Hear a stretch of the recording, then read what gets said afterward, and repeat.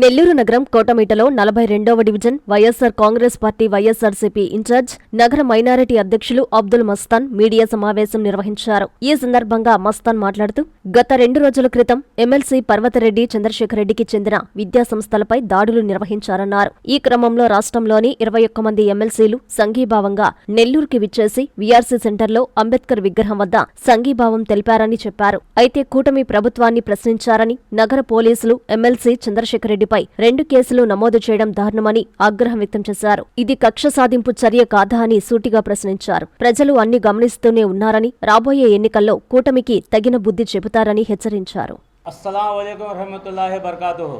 Krishna Chaitanya college ఉందో ఒక 2 రోజుల ముందు రైడ్ చేయడం జరిగింది ఈ కూటమి ప్రభుత్వం. అందువల్ల మన వైఎస్ఆర్సీపీ మన రాష్ట్రాల్లో ఉన్న 21 మంది ఎమ్మెల్సీ గారు అందరూ మన చంద్రశేఖర రెడ్డి గారి దగ్గర ఒక ఓదార్పు కోసం వచ్చారు. అయితే ఇప్పుడు 54 సంవత్సరాలు మన ఎమ్మెల్సీ పర్వతరెడ్డి చంద్రశేఖర రెడ్డి గారికి వయసు. ఇప్పుడు దాకా ఆయనకి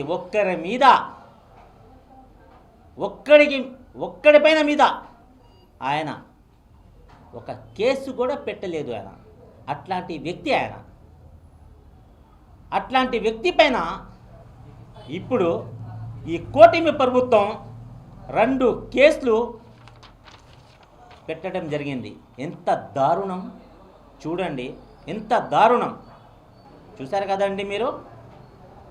ఒక మంచి వ్యక్తి, ఆ వ్యక్తి ఎలాంటి వ్యక్తి అంటే ఎవరైనా ఆపదలో ఉంటే దగ్గరికి పిలిచి ఆయన సమస్యలు తీర్చి తర్వాత కూడా ఆయనకి ఫోన్ చేసి మళ్ళీ అడిగే నాయకుడు అతను పర్వతరెడ్డి చంద్రశెట్టి గారు. అట్లాంటి నాయకుడి మీద కూడా వదలలేదు ఈ కూటమి ప్రభుత్వం. మీరు ఎవరికి వదలరు మీరు అసలు? చిన్న స్థాయి నుంచి పెద్ద స్థాయి దాకా ప్రతి ఒక్కరి మీద మీరు కేసులు పెట్టడం జరుగుతుంది. ఎందువల్ల? మీరేం చేశారు? ఎలక్షన్ ముందు హామీలు ఇచ్చారు. మీరు సూపర్ 6 అని దొంగ హామీలు ఇచ్చి ప్రజల దగ్గర ఓట్లు మీరు దండుకొని గెలుచుకున్నారు. ఆ హామీలు తీర్చమని మన పర్వతరెడ్డి చంద్రశెట్టి గారు ప్రశ్నించిస్తే మీరు దానికి సమాధానం ఇవ్వకుండా ఈ కేసులు పెడతారా మీరు? ఇది న్యాయం ఇదే? అంటే మీ అధికారం శాశ్వతం ఉంటుందని మీరు అనుకుంటున్నారా? ఈ కూటమి ప్రభుత్వం వాళ్ళు శాశ్వతం కాదు. మన నెల్లూరు సిటీలో మన పర్వతరెడ్డి చంద్రశేఖర రెడ్డి గారు ఎమ్మెల్యే అవుతారు. ఒక 2 సంవత్సరాల తర్వాత ఎలక్షన్ వస్తుంది కదా, జగన్మోహన్ రెడ్డి గారు ఆడ సీఎం అవుతారు. దాని తర్వాత మీ పైన ఏముంటుందా కేసులు? మీరు కూడా అది ఆలోచించుకోవాలా. మేము అనుకుంటే మీ పైన కూడా కేసులు పెడతారు కదా. కానీ మన నాయకుడు అలాంటి నేర్పలేదు మాకు. మీరు ఇప్పుడు కూడా ఒకసారి ఆలోచించండి. ఇట్లాంటి కేసులు పెడితే భయపడేవాళ్ళు ఎవరు లేడా? ఏ ఒక్కడు కూడా లే. చిన్న కార్యకర్తలతో సహా పెద్ద నాయకుడితో దాకా ఎవరు భయపడరేడా. మీరు 2 కేసులు పెట్టారు, 100 కేసులు పెట్టుకోండి. కానీ మాత్రం మీరు ఒక గుర్తు పెట్టుకోండి, జైల్లో పరుపులు లేవాడా, బెడ్డు లేడా? ఇప్పుడు మీ అధికారం ఉంది, ఇప్పుడే మీరు సెట్ చేసుకోండి కావాలంటే పరుపు బెడ్డు మొత్తం. ఎందుకంటే మీకు అవసరపడుతుంది. అది ఖచ్చితంగా మీకు అవసరపడుతుంది 2 ఏళ్ళ తర్వాత.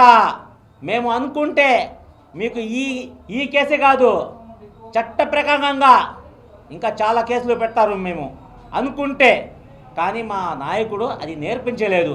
మీరు ఇప్పుడు కూడా మీరు మానుకోవాలా. మీరు ఒక మంచి వ్యక్తి పర్వతరెడ్డి చంద్రశేఖర గారి పైన అక్రమంగా కేసు పెడతారా? మీరు అక్రమంగా కేసు పెడతారా?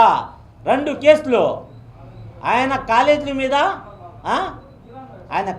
మీద మీరు 4 గంటలకి మధ్యాహ్నం 4 గంటలకి వచ్చి రాత్రి 1 గంట దాకా ముట్టడి చేస్తారా?